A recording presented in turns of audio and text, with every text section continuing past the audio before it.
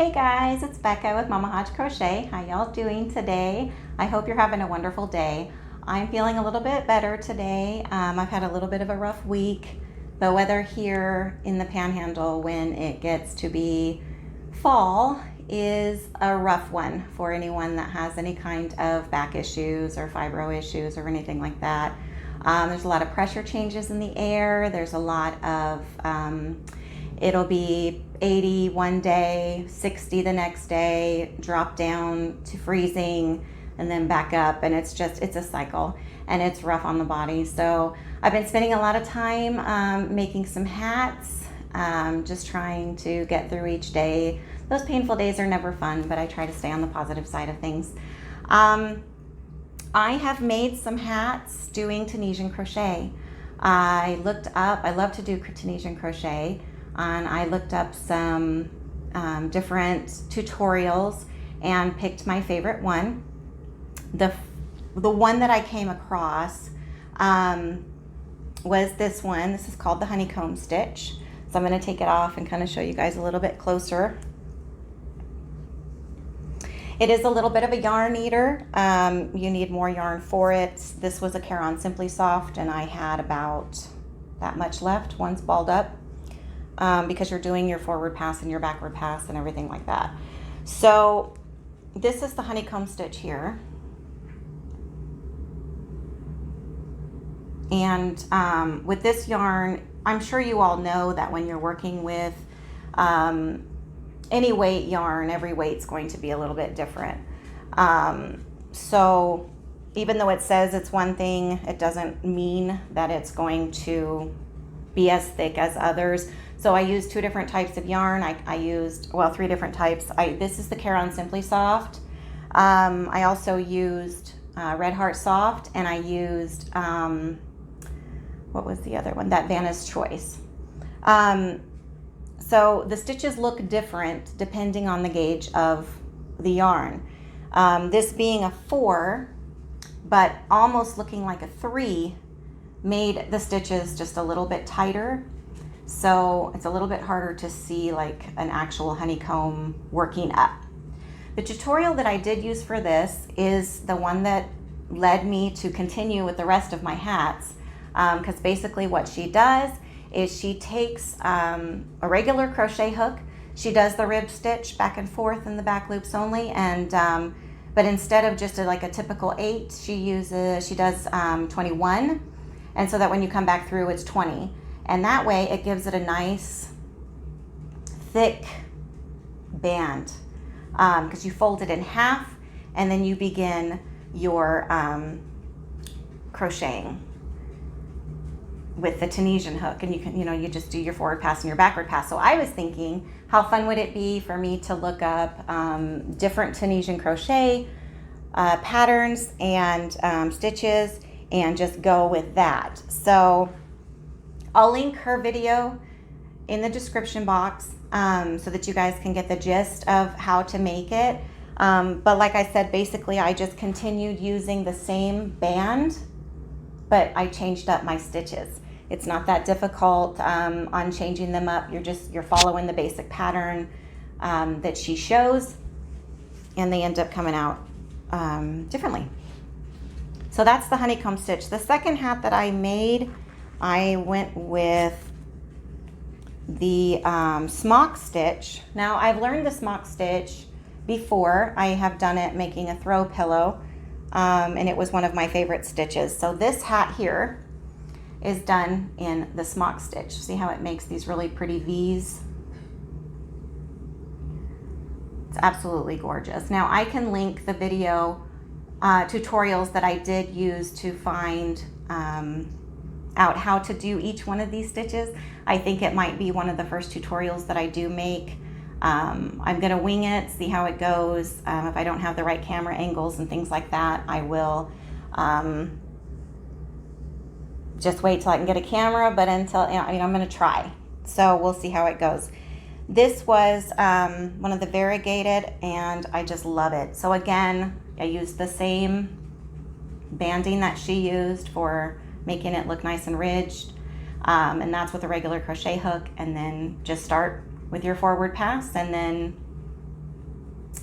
have fun with it. This one doesn't have a poof. I only put a poof on a couple of them, but I think it came out really, really pretty. The third hat that I did, I decided to go ahead and try my hand at just a regular Tunisian Simple Stitch.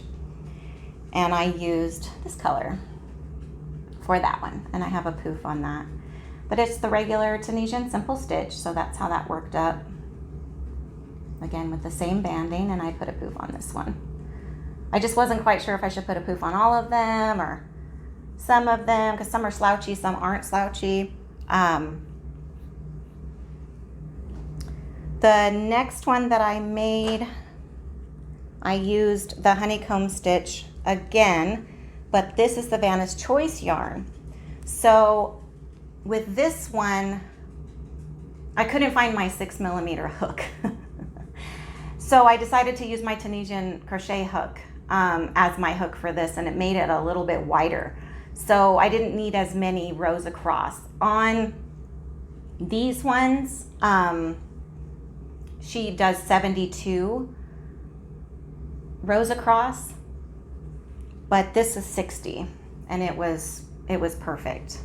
And I did the Honeycomb Stitch again, and as you can see with the larger, you can kind of tell that it looks like little honeycombs better than with the smaller yarn. And I think that came out really, really pretty. It's more of a fitted hat. I was thinking more of a male hat. So, you know, I don't think it needs a poof, but they fit really nice. They're nice and warm, and I think that they will be a wonderful addition. Second to last here, I did the Smock Stitch again. This is in the Red Heart Soft and another variegated. And I like the way that that worked up too. I kept it kind of shorter just in case a male might wear it. I don't know, when you mix like teals and browns together, it's kind of female, but you know, you never know. Men might like whatever. So you guys can let me know which ones you think need poofs and which ones don't. The last one I was playing with, I wanted to make a hat for the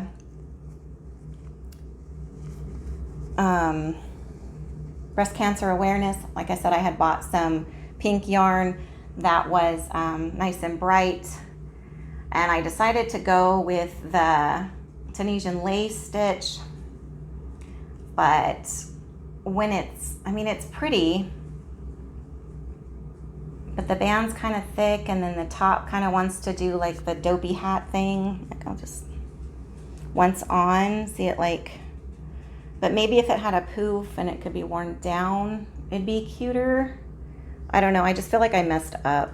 Like I should have made it more stitches around, but I don't know. And then maybe it might not do this like curving thing it's doing.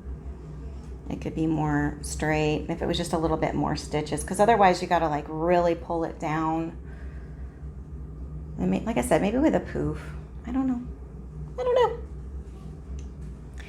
But I thought I would share those with you. And I've been making a lot of stitch markers lately, and one of my viewers, wanted me to share hers with everyone.